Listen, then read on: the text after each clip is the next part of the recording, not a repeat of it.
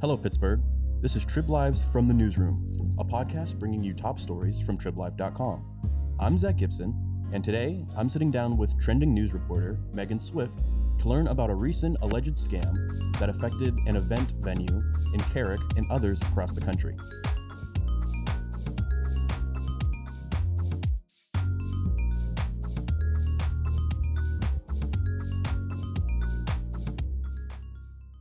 Hi, Megan. Hi, Zach. Thanks for having me. So tell me about how you came to this story. So I was assigned this story. We had heard there was an alleged concert scam that had happened at a Pittsburgh-based event venue. But what we didn't know was that it was more widespread than that. So I was doing some research. I was digging into the scam at the Pittsburgh-based venue.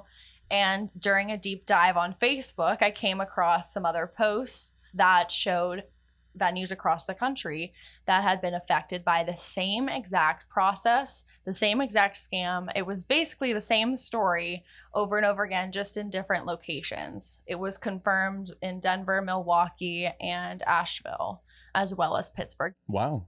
Okay, so let's get into this Pittsburgh situation. Tell me about the venue at 25 Carrick Ave. So 25 Carrick Ave is an event space.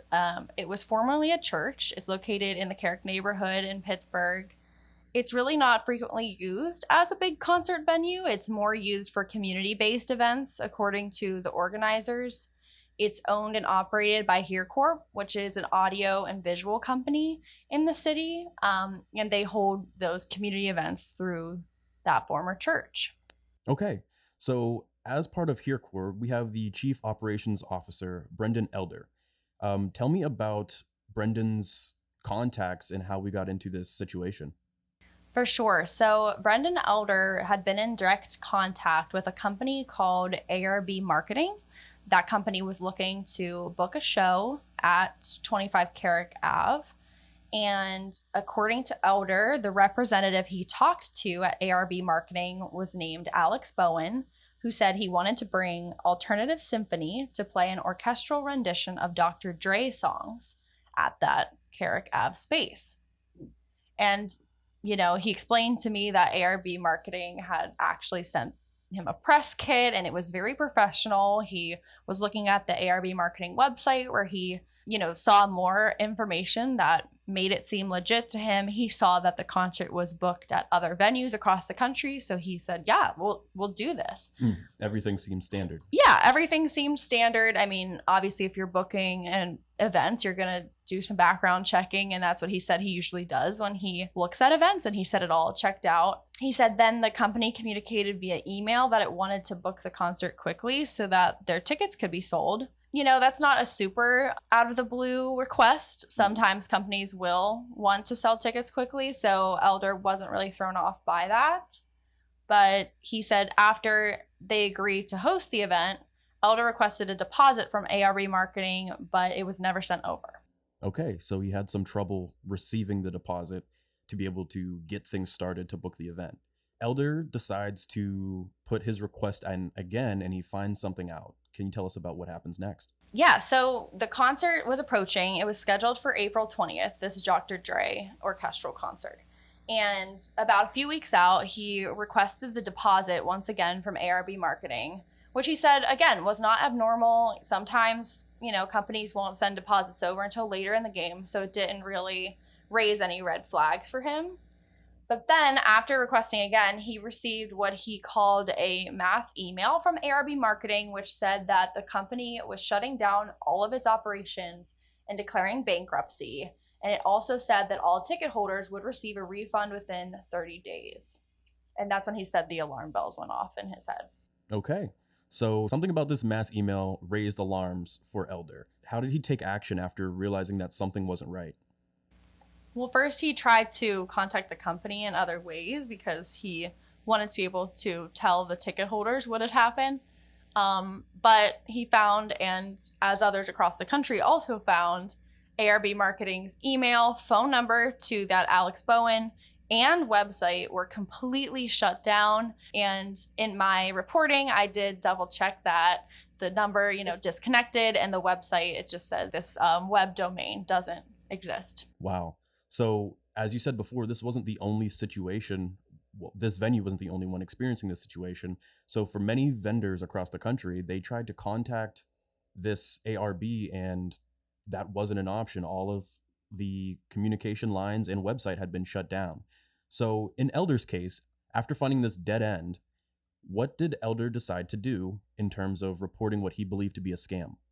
Well, first of all, Hearcorp posted on its Facebook page alerting ticket holders to this possible, quote, widespread scam, which when I noticed that on Facebook, it tipped me off to the fact that there were probably more venues involved in this.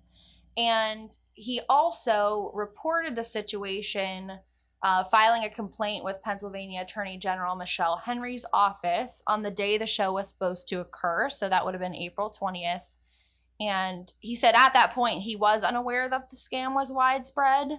And he had only gotten about 15 calls leading up to that first show from people who bought tickets. So he really didn't think it was that big of an issue at that point. So in your reporting, you contacted the Attorney General's office. You had a conversation with Brett Hambright. What information do we learn from that conversation? Brett Hambright is the press secretary for the Attorney General's office, and he said as of last Friday, the office's Bureau of Consumer Protection had received 5 complaints related to ARB marketing specifically. So that was not about the 25 Carrick Ave venue specifically, that was just complaints related to ARB marketing as an entity. And he said the office is unable to discuss any investigations or confirm their existence, so we don't know for sure if they're being investigated or where they're at in that process. Elder has to field some calls from ticket holders who were under the impression that they would be attending this event. Through that, he learns that there is something else that he doesn't know about this situation.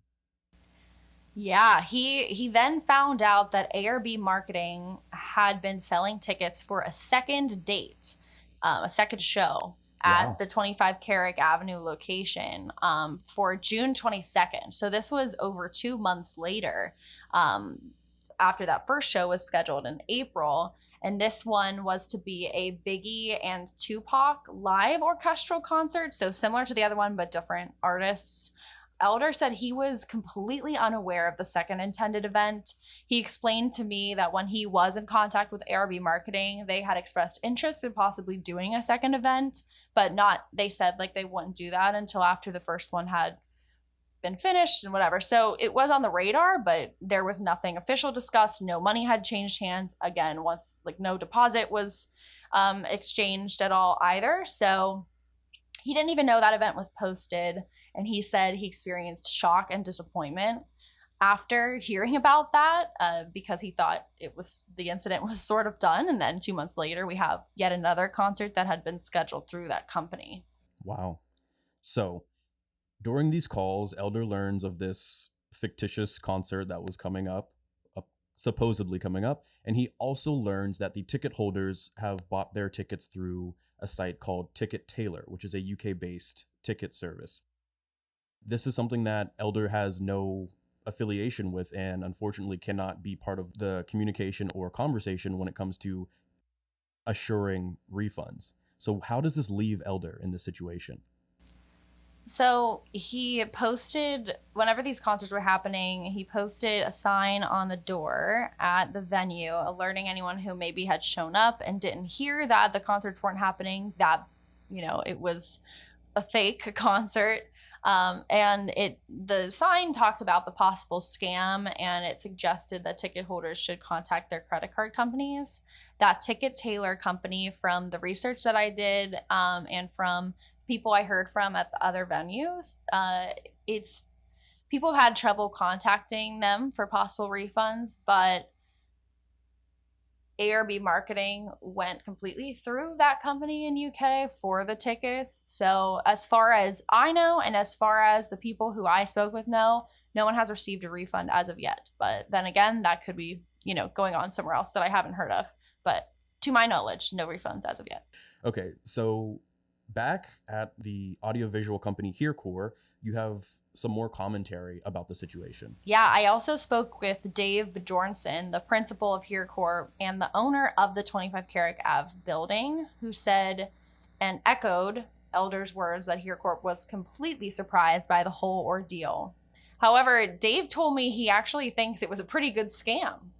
He said it was an interesting concept and he understands why people would want to buy tickets to it.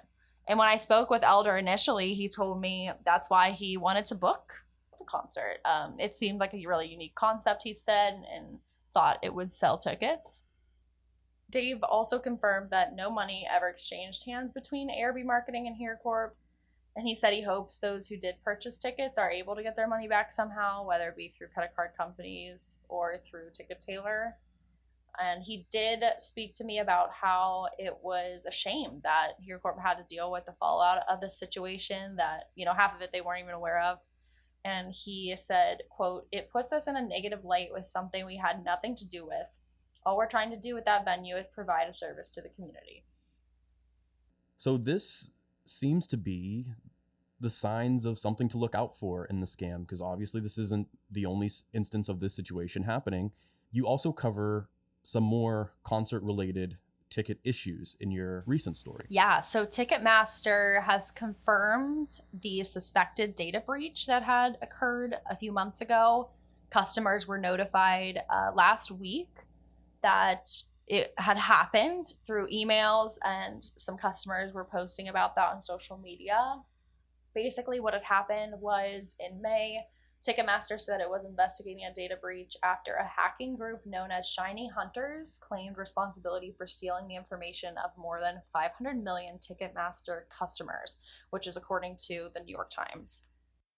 So, in this realm of concerts and security of information, all of our listeners, please be sure to keep an eye out for concert and ticket security. If you feel that you have been the victim of a scam or are in the process of being scammed, you can always contact the PA Attorney General's office to report it with as much information as you have. Thanks for joining. If you enjoyed this week's episode, share the podcast to help keep Western PA locally informed with insightful discussion and the latest news from your area.